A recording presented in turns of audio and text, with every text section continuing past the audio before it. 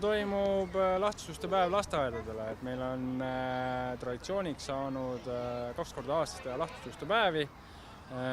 Esimesed lahtisuste päevad on mõeldud lasteaedadele ja novembrikuus siis pataljoni aastapäeval toimub koolidele. Täna on meil külas 23 lasteaeda, kogu arvuga 800 last on praegust territooriumil. Hetkel oleme ette valmistanud 10 punkti, kus tutvustatakse neile kasarmut, millistes tingimustes sõdur kasarmus elab. Samamoodi tutvustatakse varustust, relvastust, on üles pandud tehnikanäitus, kus on esindatud erinevad veoautod, soomuk. Samamoodi on sidevahendite näitus üleval ja 2 telki püsti pandud, et näidata ära, kuidas sõdur elab välitingimustes. See on hea, et ma saan hoopis kõike muud teha ja midagi toredamat.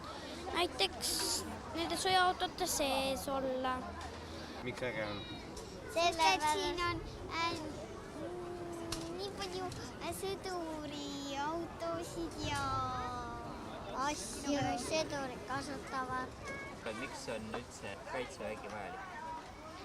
Muidu kui tuleb sõda, siis keegi ei saa kaitsta enda riiki. See on niigi väike.